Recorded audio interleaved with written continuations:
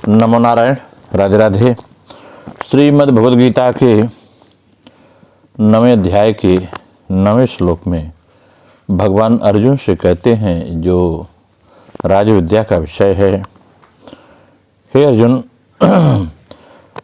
न च मातानि कर्माणि निबन्धन्ते धनंजय उदासीन वदासीन मशक्तं तेषु कर्मसु।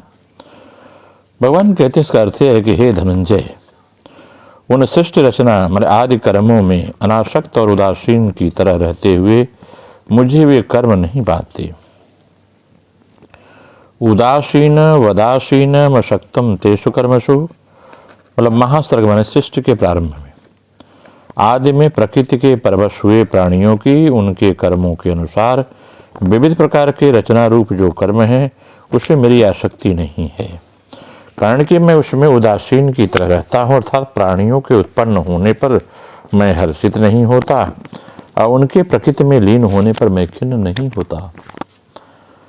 यह उदासीन भाव रहता है। इसका अर्थ यह हुआ कि भगवान ने अपने को उदासीन की तरह क्यों कहा, कारण कि मनुष्य उसी वस्तु से उदासीन होता है जिस वस्तु की वह सत्ता मानता है, परंतु जिस संसार की उत्पत्ति स्थिति और प्रलय होता है उसकी भगवान के सिवाय कोई स्वतंत्र सत्ता ही नहीं है। इसलिए भगवान उस संसार की रचना रूप कर्म से उदासीन क्या रहे। वे तो उदासीन की तरह रहते हैं क्योंकि भगवान की दृष्टि में संसार की कोई सत्ता नहीं है। इसका अर्थ यह है कि वास्तव में यह सब भगवान का ही स्वरूप है, उसकी स्वतंत्र सत्ता है ही नहीं, तो अपने स्वरूप में भगवान का उदासीन रहें, इसलिए भगवान उदासीन की तरह है। न च मातानि कर्माणि निबन्धन्ति, इसका अर्थ भगवान ने कहा कि मैं प्राणियों को बार बार रचता हूँ और उन रचना रूप कर्मों को ही यहाँ तानि कहा गया है। वे कर्म मेरे को नहीं बांधते क्योंकि उन कर्मों और उनके फलों के साथ मेरा कोई संबंध नहीं है। ऐसा कहकर भगवान मनुष्य मात्र को शिक्षा देते हैं, कर्म बंधन से छूटने की युक्ति बताते हैं कि जैसे मैं कर्मों में आसक्त न होने से बंधता नहीं हूँ, ऐसे ही तुम लोग भी कर्मों में और उसके फलों में आसक्ति न रखो, तो सब कर्म करते हुए भी उनसे बंधोगे नहीं। अगर तुम लोग कर्मों में और उसके फलों में आसक्ति रखोगे तो तुमको दुख पाना ही पड़ेगा, बार बार जन्मना मरना पड़ेगा, कारण कि कर्मों का आरंभ और अंत होता है तथा फल भी उत्पन्न और नष्ट हो जाते हैं, पर कर्म फल की इच्छा के कारण मनुष्य बंध जाता है। यह कितने आश्चर्य की बात है कि कर्म उसका फल तो नहीं रहता, पर फल इच्छा के कारण बंधन रह जाता है। ऐसे ही वस्तु नहीं रहती पर वस्तु का संबंध बंधन रह जाता है। संबंध ही नहीं रहता पर उसका संबंध रह जाता है। मूर्खता की यह बलिहारी है। सांसारिक दृष्टि से ही भगवान कहते हैं कि मैं कर्मों में नहीं बदलता, क्योंकि मेरे में न कर्म शक्ति है न फल शक्ति न तो कर्तृत्व है। परंतु आत्मदृष्टि से देखें तो कर्मों की स्वतंत्र सत्ता है ही नहीं। सृष्टि रचना रूप कर्म भगवान का ही स्वरूप है। सृष्टि की उत्पत्ति स्थिति प्रलय आदि जो कुछ हो रहा है वह सब भगवान के द्वारा ही हो रहा है, भगवान का ही स्वरूप है। उत्पन्न करने वाला था उत्पन्न होने वाला, पालन करने वाला पालित होने वाला, नाश करने वाला तथा नष्ट होने वाला, ये सब के सब भगवान के अंग हैं। सब कुछ भगवान ही है, दूसरा कोई नहीं है, फिर भी भगवान किससे उदासीन हो, इसलिए भगवान ने अपने को उदासीन की तरह कहा है। अगर इसका हम क्रिया योग के माध्यम से व्याख्या करें तो यह बात और स्पष्ट होकर सामने आती है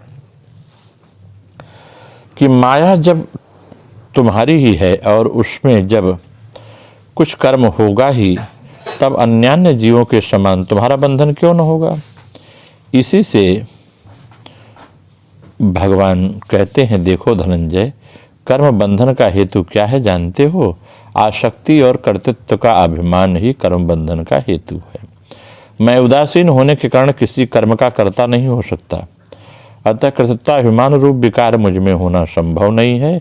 अनासक्त होने के कारण कर्म के शुभ अशुभ फल के प्रति मेरी आसक्ति भी नहीं रह सकती। अतः माया युक्त होने पर भी मैं माया के कर्म में आबद्ध नहीं हो। फलाशक्ति का अभाव ही अबंधन का हेतु है, अन्यथा कर्म अभिनिवेश युक्त मूढ़ पुरुष को रेशम के कीड़े के समान आबद्ध किए रहता है। मैं पर्जन्य के समान हूँ। जिस प्रकार पर्जन्य वृक्ष आदि के ऊपर समभाव से वारिवर्षण करता है, परंतु बीज की प्रकृति के अनुसार मीठे या कड़वे फल हुआ करते हैं, उसके लिए पर्जन्य उत्तरदायी नहीं होता। उसी प्रकार भगवान जीव के सुख दुख के उत्पादक नहीं है। सुख दुख जीव के अपने अपने कर्म के अनुसार हुआ करते हैं। जीव के कर्म फलों की उत्पत्ति के लिए उसका प्रभाव अवश्य ही स्वीकार करना पड़ेगा। बीज के भीतर चाहे जो शक्ति हो, बारिश पर्जन्य की मतलब मेघों की वृष्टि के बिना कोई बीज अंकुरित नहीं हो सकता। उसी प्रकार उनके अधिष्ठान के बिना माया के लिए कुछ नहीं कर सकती, परंतु वह उदासीनवत साक्षी स्वरूप है, इसलिए माया के कार्य द्वारा वह बद्ध नहीं हो सकता। इस प्रकार उदासीन भगवान का भजन करके जीव को क्या लाभ होगा? लाभ होता है।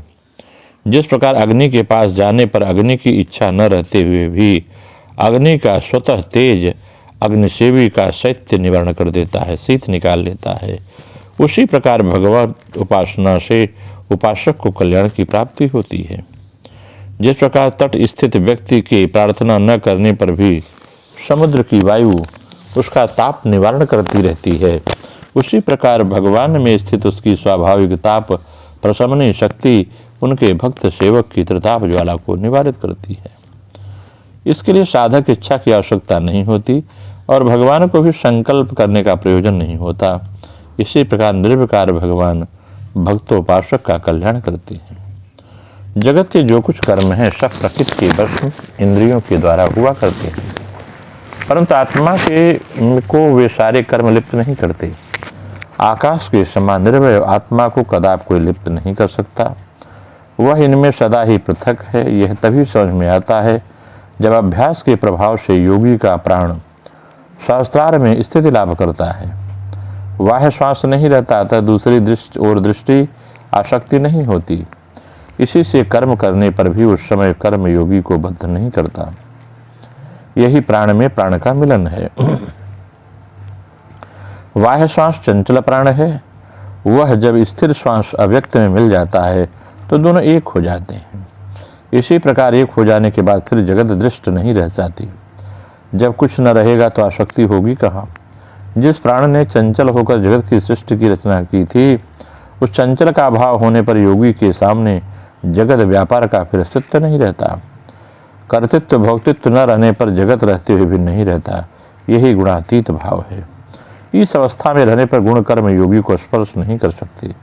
जब स्पर्श नहीं कर सकते तो फिर उसमें आबद्ध कैसे रह सकते हैं। आत्मा मन वाणी की अगोचर है, अतः व्यक्त है।